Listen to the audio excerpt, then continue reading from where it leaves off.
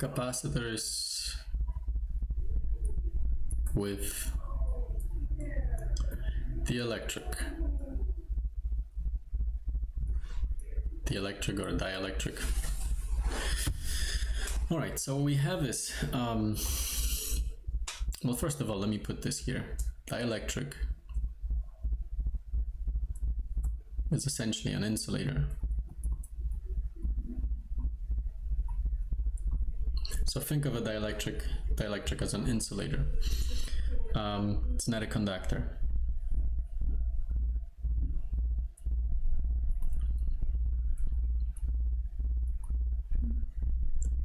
All right, now let's see what happens. You have a capacitor.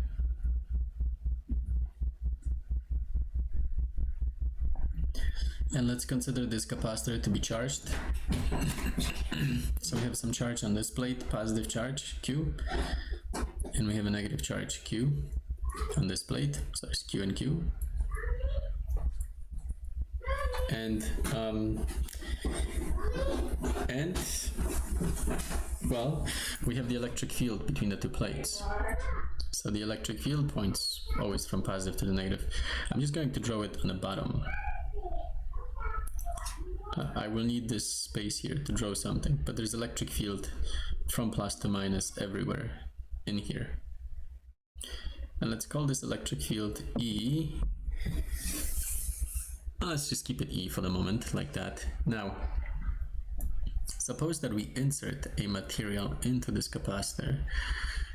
And this is some insulator. So we take an insulator and we insert it in to this capacitor, and we pull it in until we get, oh, I could probably actually do this. Let me see. So here's my insulator, and I take it and I insert it into the capacitor.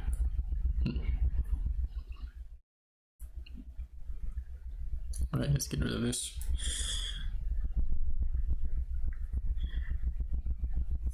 Now this is an insulator, and so what we have here is, let's draw a bunch of, I should have drawn it bigger, but yeah. So here's a molecule or an atom. Here's another one, and we put another one and another one, and then let's maybe do another row. And yeah, you can come up. And each atom is now placed within the electric field. There's a positive here, a negative here. Now, because this is an insulator, electrons cannot move across it, but they will be, each atom is going to be polarized such that, you know, the electrons here are going to tend to spend more time towards this side. And I will leave positive on that side. Here we're going to end up with the same picture, and here we're going to end up with the same picture. Hello, Anya. Hello. So each atom becomes polarized because it is now placed within the electric field, but no charges will move. Hello. Because this is an insulator. Hello, Anya. I did your mouse. Yeah, you did. Huh? I paused it. You want some pizza? Yeah, I'm just gonna finish this one and I'll come down. Anya, come, let's have some pizza. Oh yeah. Let's have some pizza. Woohoo! Woohoo! All right. Pizza. Yay.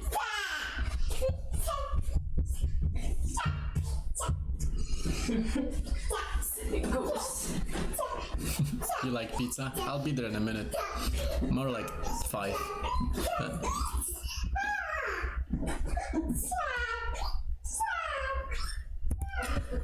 So each atom is, or each molecule is now polarized. Now there are two ways to look at it. You can either consider the electric field within each of these atoms, which is fine, but I think that's a little more convoluted. Or you can look at it this way. And this is, we'll take a second approach at it, it's good enough. So you have this negative here, you have this positive here. These two will be close enough to each other to effectively cancel each other out, right? So I'm thinking of this one here and this one here. These two will cancel each other out. And so for that reason, what I can do is I'm just going to cancel them out. So this goes, and this goes. They were so close that they're effectively cancel out. You can remove this one as well, and this one, and this one, and this one. And so what you have is a case where, if you look at it now, you have this dielectric on the inside that has a negative charge on one side and a positive charge on the other side. And so in fact, what I'm going to do is I'm going to go farther and I'm going to simplify it even more. I'm going to draw this little section. I'm going to get rid of all of these, and to keep the picture even simpler now, what I'm going to do is I'm going to simply put, well, negative, negative, negative, positive, positive, and positive. Okay, so now I have this insulator that is within the capacitor that is polarized. And if you look at it, what we have here is the electric field that is present between this charge and that charge. I'm going to have electric field that points to the left. So here's the electric field blue on the inside. Now I still have the electric field that is present everywhere because of the two plates of the capacitor. So I still have the red field. I'm going to put it here. But the two fields oppose. And so the effective field, I'm going to put it like this. The effective field or the net field is going to be some sort of a difference. It is going to be the difference between the two. And so you would have the red field. Now here's how I'm going to do it. I'm going to do it in red. It'll be the original field minus the field that now shows up within the dielectric.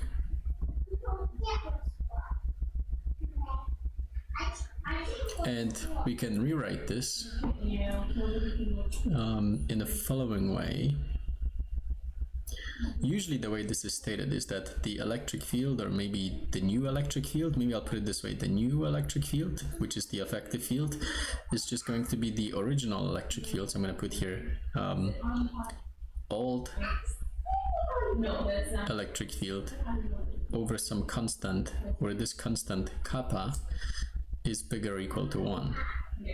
Right, so the new electric field has to be smaller than the old electric field, and the old electric field is this red field.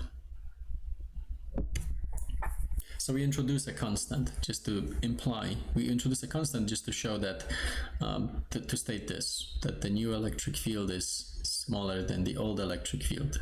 That's all we're doing, and this equation is important. You may have to use it from time to time. Now kappa is a constant that will be determined by dielectric. So there are tables, and the tables will tell you that if this is a paper, then kappa for paper will have a certain specific value. If this is glass, then kappa for glass will have a different value. If this is oil, then kappa for oil will be different. So this is kappa. It's a Greek letter. And it has no units. It's just a constant. Okay, now from this observation, what we get is that, let me give you the result first and then I'll justify it, is that the new capacitance is equal to kappa times the old capacitance. And this is significant because what this shows us is that, well, since kappa is bigger than 1, the new capacitance will always be bigger than the old capacitance. In other words, if I take two metal plates, and I insert any insulator between the two, then I increase the capacitance just by inserting something between the two plates, and so that's useful. So it's just a useful tool to be aware of. Okay, now let's get rid of this. So this goes away, and you might wonder, Well, for the sake of solving the problems, this is really all you need, but there are a couple other things here. In the first place, you might wonder, well, how do you go from the electric field to the capacitor here equation? And now let's do it like this. So the new electric field equals the old electric field over kappa, but then this is electric field between, I'm going to put here between plates. And equation for the electric field is delta V over delta D, and we can use this equation as opposed to the derivative equation because the gradient equation, because the electric field is constant, so this works just fine. Now we can take this and we can plug it in here, so what we'll have is delta V old over delta D equals, I'm sorry, this should be new, equals delta V old over delta D times kappa. And in case you're wondering what delta D is, that's just the distance here between the two plates. Right, now the distance doesn't change, so that goes away. So what I have is this expression here, but this is, and then just keep in mind that this is voltage between plates. Right, now the voltage though is, what was it? C is Q over delta V, so this is going to be Q over C. And so I can now plug this expression, and I'm going to get Q nu over C nu equals Q nu, Q old over kappa times C old. But Q on the plates doesn't change. Whatever you had for the charge on the plates, right? This Q here, it always stays the same. Whether the dielectric is in the capacitor or not in the capacitor, whether it's only partially in the capacitor, this Q here remains the same. And so I can cross this out, and now I have this little expression which amounts to nothing else but kappa times C old equals C nu. Okay, so this is how I get this equation. But I need to add something to this. So let me get rid of, actually let's keep that. Do I want to keep it?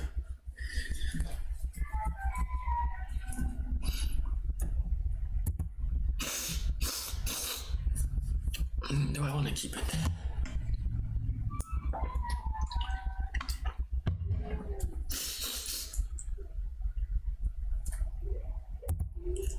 Well, I'm going to get rid of it. So let's make some room. So this goes away.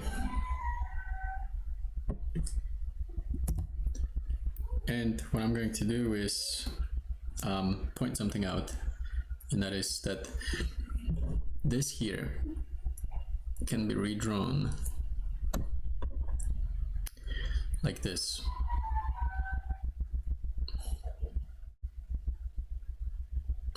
So here's the insulator.